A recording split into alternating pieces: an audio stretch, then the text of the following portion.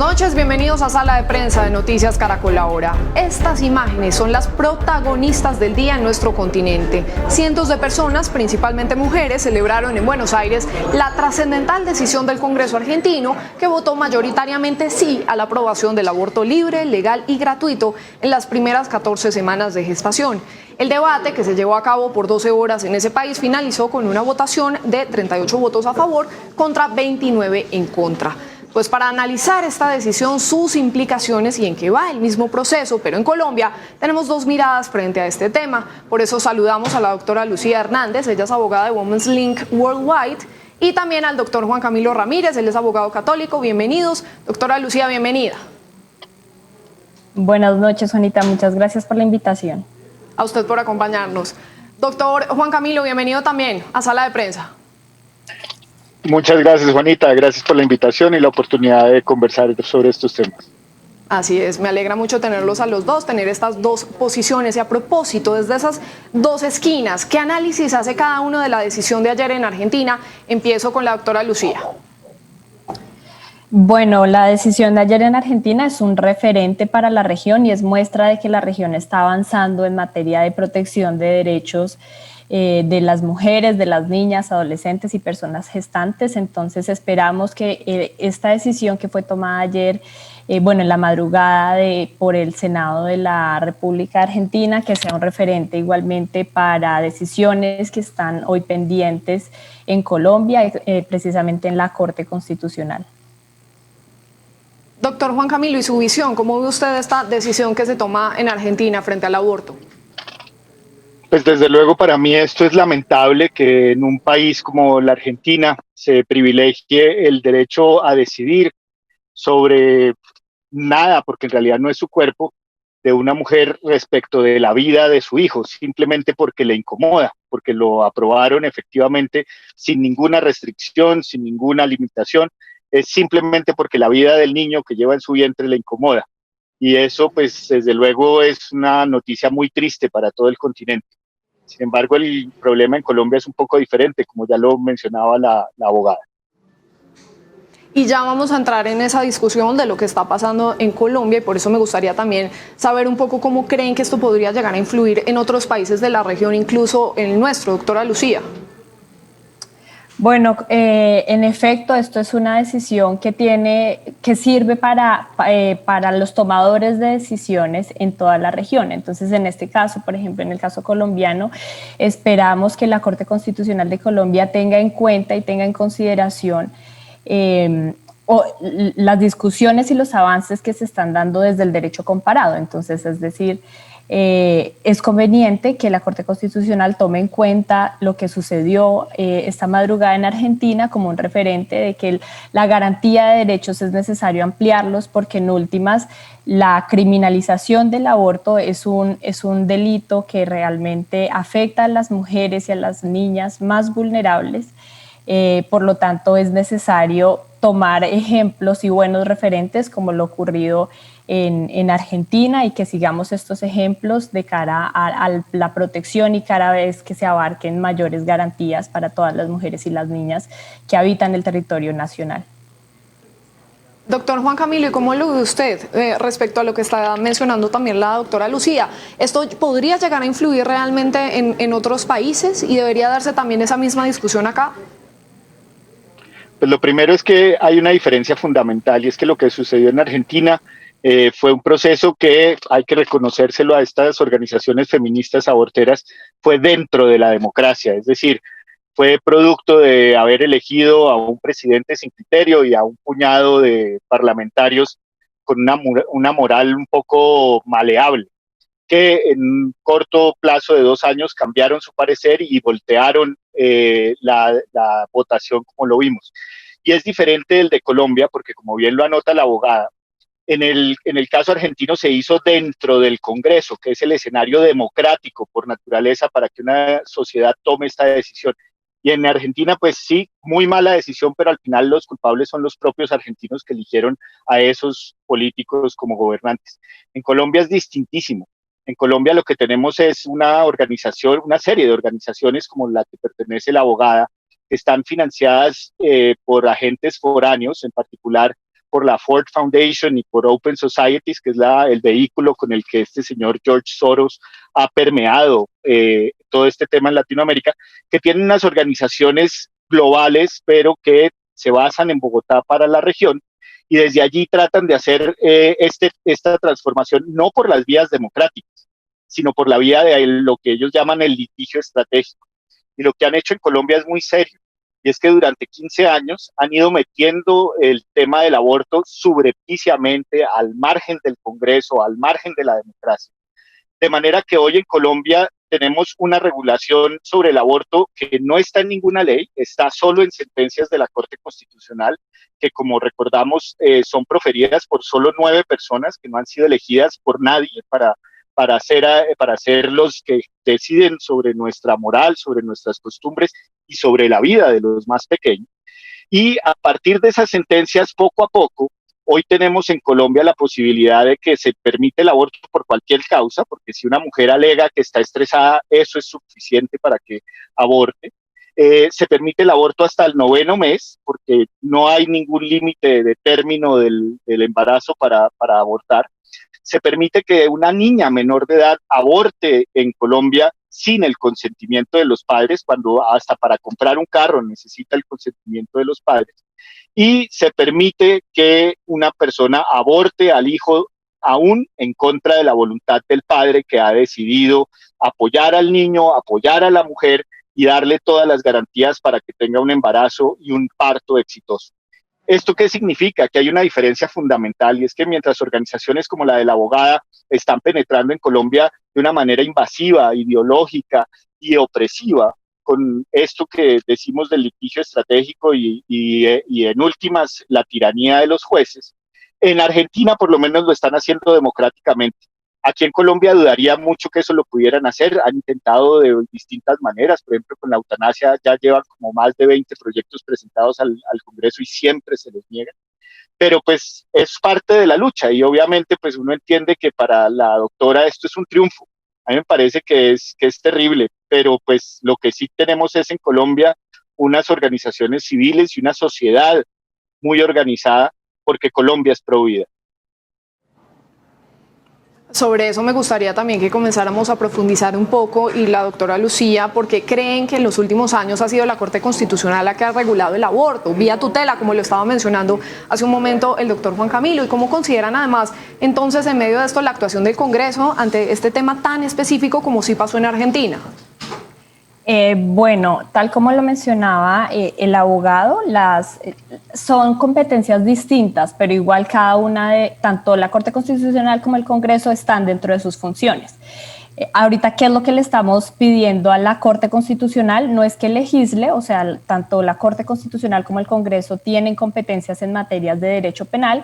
Hoy lo que se le está pidiendo a la Corte es que en ejercicio de sus funciones, lo que se encarga de hacer la Corte Constitucional es examinar si las normas que existen en Colombia están de acuerdo con la Constitución política. Entonces, eso es lo que le pedimos hoy a la Corte, que analice el delito, si el delito de aborto está acorde con la Constitución política.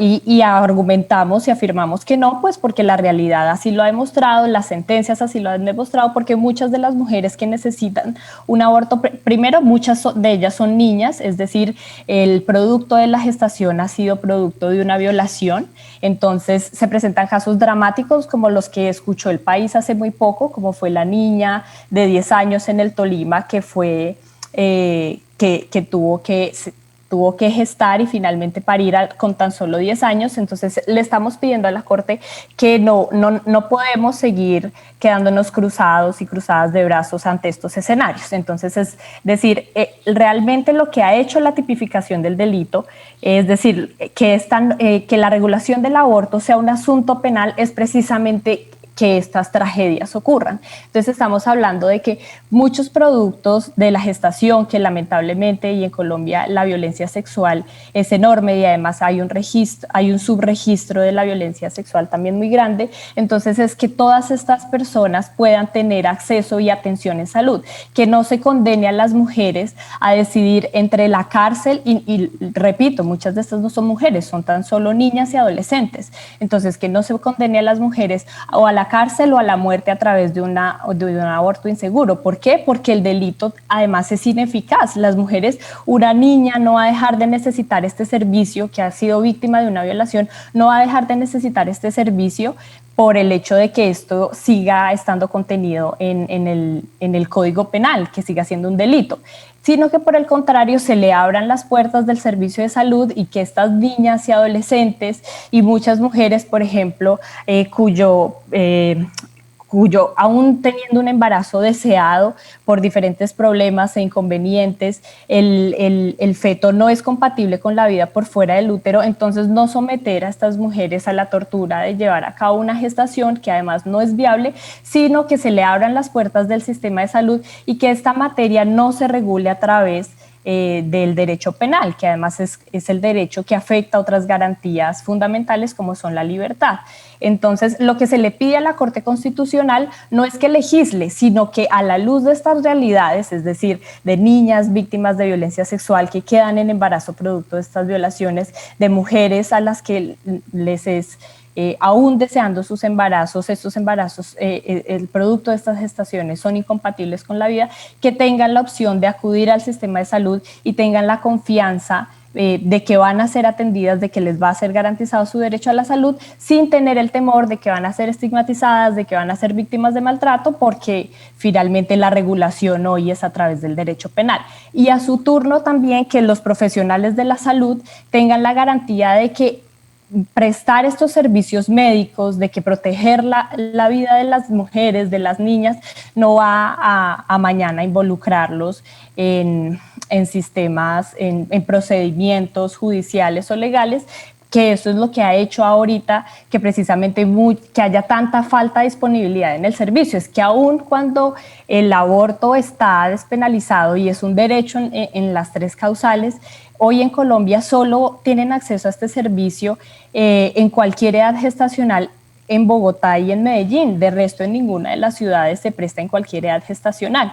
Entonces, yo creo que es hora, y es lo que se le plantea a la Corte, de dejar de romantizar la maternidad forzada, de confiar en la capacidad de las mujeres para decidir y de dejar de subestimar la violación sexual. Esa es una arista muy importante la que está mencionando la doctora Lucía, que tiene que ver, por supuesto, con las cifras de violencia sexual tan fuertes, esos datos que conocemos y sobre todo que afectan, por supuesto, a las niñas, que son, por supuesto, las menores de edad. También está todo el tema de educación sexual, que me gustaría que lo profundizáramos más adelante, pero ahora sigamos desarrollando un poco, digamos, los alcances de esta decisión que se toma en Argentina. ¿Qué opinión tienen sobre esto que, digamos, que se desarrolla hasta en las primeras 14 semanas de gestación? Estamos hablando entre los 3,5 meses de gestación. Doctor Juan Camilo. Yo quisiera primero puntualizar sobre algo que acaba de decir la doctora, porque efectivamente su intervención me permite ilustrar un poco el sofisma que hay detrás de todo esto. Ella dice que lo que se le pide a la Corte no es legislar, eso es mentira. Ella misma o su organización coadyuva esta demanda de causa justa ante la Corte, y lo primero que le dicen es que efectivamente legisle, no solo derogando el delito de aborto, que ya no tiene pena, o sea, que es un saludo a la bandera derogarlo, sino que le pide a la Corte que reconozca el aborto como un derecho. Y ese es el otro sofisma. Ella dice que ya es reconocido como un derecho. No hay ninguna ley, ni en la Constitución aparece el aborto como un derecho. Esto es una invención que ha surgido de algunas sentencias de la Corte, pero no es un derecho en Colombia. Y lo tercero es este otro sofisma con el que tratan de persuadirnos, y es el caso de las mujeres violadas. Primero, en Colombia hay alrededor de 30.000 abortos al año. Y de esos 30.000 abortos, que lo que muestran es que es un negocio impresionante. Les cuento que de los pocos negocios que tuvieron utilidades en este año con toda la pandemia fueron los centros abortistas Profamilia y Orienta. Tuvieron un incremento en sus ventas de servicios de aborto impresionante. Entonces, detrás de este negocio nos dicen, ay, pero es que las mujeres que han sido abortadas, bueno, primero, el aborto no resuelve la violación de una persona. Por el contrario, cuando se hace el aborto de una mujer violada, lo que se está haciendo es eliminando prácticamente la prueba del delito. Y en consecuencia, entonces, el aborto a lo que lleva es a la impunidad del violador, y así lo demuestran las cifras. En ninguno de los casos de aborto por violación en Colombia hay siquiera una denuncia de quién es el violador. Segundo, estamos hablando entre el 1 y el 5% de los casos totales de aborto son estos que se utiliza la excusa de la violación. En realidad ahí no se está ayudando a la mujer, al contrario, se le está revictimizando, porque es que están tapando un delito muy cruel, atroz, por el cual la mujer está sufriendo, sometiéndola a otra circunstancia de sufrimiento peor, que es matar a su propio hijo en el vientre. Por lo tanto, aquí lo que hay es un enredo de cifras, de ideas, de sentimientos, pero al final la verdad es una, y es que en Colombia no hay derecho al aborto. En Colombia esto se está haciendo mediante manipulaciones a través del litigio estratégico, y en Colombia esto corresponde a una invasión ideológica orquestada por organizaciones internacionales que tienen presencia acá, como la de la doctora, que no tienen nada que ver con nuestra tradición, con nuestra cultura, con la realidad de que los colombianos preferimos la vida antes que el aborto. Ahora bien, en cuanto al fenómeno de Argentina, pues están tomando una decisión legítima, les tendrá que pasar pues algún tiempo mientras vuelven y reconstruyen todo el tejido, no solo social, sino político, y pueden revertir esta decisión. Va a ser muy difícil porque los argentinos desafortunadamente se van a encontrar con lo que tenemos en Colombia, y es que el aborto en realidad no resuelve ningún problema de salud. La doctora, que se debe conocer esas cifras, debe saber que los índices de mortalidad materna por cuenta de abortos en Colombia desde hace 15 años permanecen estables, y lo que ha subido en esos 15 años han sido el número de abortos, de 0 en el 2005 a más de 30.000 en el 2020. Por lo tanto, en realidad el aborto no resuelve ningún problema de salud, genera otros problemas, y eso está documentadísimo. Las mujeres que abortan tienen que sufrir muchas consecuencias, tanto físicas como psicológicas, y lo que están haciendo estas organizaciones abortistas es simplemente concebirlas como un cliente, como una persona a la que se le tiene que prestar un servicio y olvidar, porque en realidad no están haciendo nada por el tema del síndrome posaborto. Y eso es muy peligroso y muy arriesgado, porque uno no puede cosificar a las mujeres como ya están cosificando a los bebés por nacer. Hablamos ahora del caso como está en Colombia y recordemos que el aborto se puede realizar bajo 3 causales: cuando la salud mental o física de la madre, digamos, corre peligro, cuando hay violación o incesto, y cuando el feto tiene malformaciones. ¿Y cree, doctora Lucía, que se deben ampliar las causales de interrupción? Pues efectivamente ese marco que la Corte Constitucional como juez de la República ha reconocido que es un derecho, es un marco que ha avanzado y que ha logrado proteger y garantizar la vida y la salud de muchas mujeres y muchas niñas. Sin embargo, la misma Corte ha reconocido que existe un problema estructural en el acceso. Es por eso que es necesario ir más allá, y como lo decía anteriormente, hoy se están presentando muchos problemas y en realidad son verdaderas tragedias donde niñas que han sido víctimas de violencia sexual, hoy como lo comentaba el doctor, ahorita con la pandemia se ha aumentado la necesidad de interrupciones voluntarias al embarazo, precisamente porque las mujeres quedaron confinadas, las mujeres y las niñas quedaron confinadas a los lugares que son los más riesgosos para ellas, que son sus hogares. Los principales agresores de las mujeres tienden a ser sus parejas, de las niñas tienden a ser familiares. Entonces es por esto que lamentablemente esa cifra actualmente ha aumentado. Entonces digamos, todas este problema de barreras estructurales dan cuenta de que hay que tomar medidas suficientes, medidas necesarias y que le hagan justicia al problema.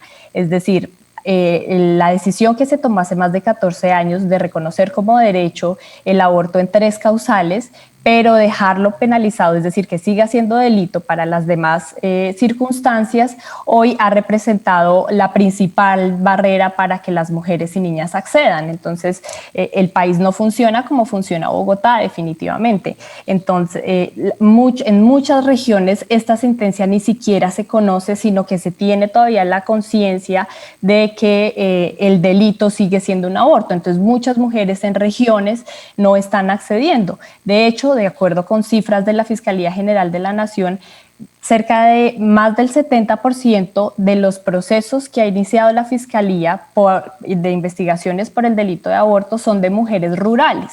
Entonces, realmente es por eso que necesitamos la realidad actual, las barreras estructurales que hoy están vigentes, pues demandan de nuevas medidas y de que estas garantías que la Corte reconoció hace más de 14 años, hoy se hagan extensivas, sobre todo para las mujeres y niñas más vulnerables. Ya para ir cerrando y digamos concluyendo este tema que amerita bastante reflexión, me gustaría que los dos me contestaran la siguiente pregunta. ¿Nos quedamos cortos en temas de educación sexual? Es decir, muchos siguen viendo el sexo como un tabú y antes de llegar al aborto, no sé, se podrían plantear incluso otras alternativas. Doctor Juan Camilo, ¿cómo lo ve usted? Muchas gracias. Yo quisiera, perdóname, replicarle a la respuesta de la doctora, porque es que también siguen las falacias. La primera es que se hace una interrupción voluntaria del embarazo. Una interrupción, como su palabra lo indica, quiere decir que se puede continuar. Cuando hay un aborto, el embarazo no continúa, y eso se ha demostrado en todos los casos. Segundo, ella dice que las barreras de acceso han aumentado y siguen presentes. De hecho, la demanda de causa justa dice que uno de los grandes problemas que tiene hoy el país es que las mujeres venezolanas migrantes en Colombia no tienen acceso a los derechos, a los servicios abortivos. Y resulta que eso es mentira. Una organización provida que se llama Nacer, en su intervención, hizo el siguiente análisis, mostró cuántas mujeres había en Colombia en el 2018 y en el 2019 colombianas, y cuántas mujeres venezolanas había en esa misma época. Y las comparó con las cifras oficiales de Profamilia de cuántos abortos se habían hecho en esos mismos años, y encontró que las mujeres venezolanas, en proporción a las colombianas, acudieron al aborto 3 veces más que las colombianas. Es decir, que lo que ellos argumentan de que hay falta de acceso, que la pobreza, que la situación de vulnerabilidad de las mujeres, que el hecho de que están en lugares apartados, no es cierto. No es cierto que las más vulnerables, las que tienen condiciones más precarias, son las mujeres migrantes venezolanas, y a ellas les están llegando de una manera supremamente agresiva. Esta organización Nacer incluso dice que eso puede configurar un genocidio, porque es la muerte de miles y cientos de miles de venezolanos a manos de médicos en Profamilia, que son abortados en el vientre de sus madres. Esto es horrible y terrible. Y entonces tú preguntas ahora, entonces la solución debe ser la educación sexual temprana. Pues mira, realmente el problema es mucho más profundo que eso, porque efectivamente lo que se está viendo hoy en Colombia es que la educación sexual no la están haciendo ni siquiera los padres, ni el colegio, ni los amiguitos. La educación sexual en Colombia y en el mundo la está haciendo es la pornografía. Y es ese el principal vehículo con el cual los niños entienden su sexualidad, y lo están teniendo a edades muy tempranas. ¿Y eso qué significa? Que tienen una sexualidad totalmente desordenada, una noción totalmente independiente de lo que es la sexualidad del afecto, que las lleva a unas crisis muy profundas, y tenemos unos índices de suicidio infantil alarmantes y crecientes en todo momento. A mí me parece que esa no es la forma de mirar una crisis de salud pública como la que tenemos. Sin duda, ni el aborto, ni la sexualidad temprana, ni la pornografía son los ejes sobre los cuales debemos resolver este problema si de verdad estamos preocupados por defender a nuestros niños y a nuestras mujeres. Creo que hay que cambiar el discurso, creo que hay que hacerlo mucho más profundo y hacer una reflexión mucho más de fondo, y no simplemente decir que es que necesitamos el aborto para todo el mundo para beneficiar el negocio de unas organizaciones internacionales que tienen presencia en Colombia. Doctora Lucía, antes de llegar al aborto, ¿no se podrían plantear otras alternativas? Y dado el caso, usted nos estaba mencionando, por ejemplo, las mujeres rurales, pero las mujeres en la ciudad, digamos que no quieran tener hijos, ¿no podrían acceder, por ejemplo, a un procedimiento como la ligadura de trompas o la T o otras medidas, por ejemplo, antes de llegar al aborto? Claro que sí, pues definitivamente los derechos sexuales y reproductivos, el derecho al aborto es solo una partecita muy pequeña de esto. Sí, creo que aquí vale la pena traer a colación de nuevo el ejemplo argentino, en el que además de haber aprobado la ley que legaliza el aborto, además se aprobó la ley de los 1000 días, ¿no? En el que lo que hacen es favorecer y subsidiar el trabajo de cuidado de las personas que gestan y de quienes están cuidando niños hasta los 3 años de edad. Entonces realmente pasa por tener acceso a anticonceptivos. Efectivamente es necesaria mayor educación sexual y que desde muy temprana edad se conozca que somos seres sexuales y qué derechos involucra y qué deberes también y qué riesgos implica la sexualidad de las personas. Entonces, no es solamente, por ejemplo, nada más ahorita en el post, ¿qué acceso a anticonceptivos tenemos? Obviamente eso sería lo ideal, pero ¿qué cubre el post en acceso a anticonceptivos? Únicamente 3 condones al mes. Entonces, realmente, ¿qué tanto estamos previniendo embarazos no deseados? Legalizar el aborto no es obligar a que las mujeres aborten ni es promover el aborto. Todo lo contrario, es permitir que todas las mujeres que hoy están condenadas a la clandestinidad y a la práctica de abortos inseguros acudan ante el sistema de salud. Y eso que va a ayudar a que hayan mayores registros, a que realmente se entienda cuál es la causa de los embarazos no deseados y efectivamente se le apunte a prevenirlos y con eso igualmente pueden disminuir la práctica de abortos. Esto ha sucedido ya en otros países que han sacado el aborto del Código Penal, como ocurrió en Canadá. Llega un momento donde obviamente los índices de la cantidad de abortos aumenta, pues porque ya no, el verdadero negocio actualmente está sobre estos sitios clandestinos e inseguros que practican abortos y ponen en riesgo la vida y la salud de las mujeres. Pero entonces, como se acaba ese negocio, son más las mujeres que acuden al sistema de salud, pero y como baja la estigmatización también, más adelante es más fácil demandar, entonces solicitar mayor acceso a anticonceptivos, mayor educación sexual, y eso a su vez disminuye los índices de las prácticas de aborto, como ha sucedido, repito, en Canadá. Son las posiciones frente a un tema muy delicado que amerita toda la reflexión posible. Algunas de esas variables que discutimos aquí en sala de prensa, tasas muy altas de violencia sexual, pero por supuesto también un sistema de salud y una educación sexual muy pobre. Son Lucía Hernández, abogada de Women's League, y también Juan Camilo Ramírez, abogado católico. Gracias por su tiempo y por su análisis. Gracias, doctora Lucía. Muchísimas gracias a ustedes por la invitación y por darle difusión a estos temas tan importantes. Doctor Juan Camilo, gracias también por su tiempo. Muchas gracias por la oportunidad y aprovecho para invitar a Women's Link y a todas las organizaciones aborteras colombianas a que tengamos esta discusión en el Congreso de la República. Son muy bienvenidos los puntos de vista, se discute con el respeto y el honor de siempre, y esta discusión debemos tenerla en los lugares que corresponde, que es el Congreso, no a través del litigio estratégico en la Corte Constitucional. Muchas gracias. Muy bien, pues así hacemos una pausa y cuando regresemos nos va a estar acompañando Ricardo Ospina para contarnos qué es lo que tiene hoy en su radar. Ya volvemos.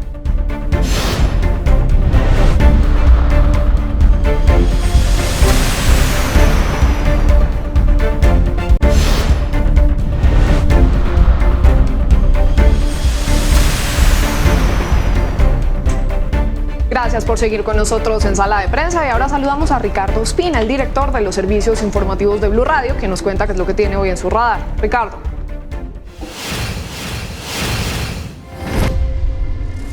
Hola, muy buenas noches. Hoy entra en el radar aquí en Sala de Prensa en Noticias Caracol Ahora una discusión que, aunque en principio se da entre médicos, expertos y epidemiólogos, nos va a tocar a todos en Colombia y en el mundo en torno al futuro de la pandemia, que no se ha ido, que no ha terminado y que seguramente marcará también gran parte del año 2021 que está a punto de comenzar. Hablamos de la nueva cepa del SARS-CoV-2, la nueva cepa que fue detectada primero en Gran Bretaña y luego en Sudáfrica y también en Australia, y que de acuerdo con los científicos tiene la capacidad hasta 7 veces mayor de contagio que la cepa original del SARS-CoV-2 que fue detectada en Wuhan, en China, en noviembre y en diciembre del año pasado.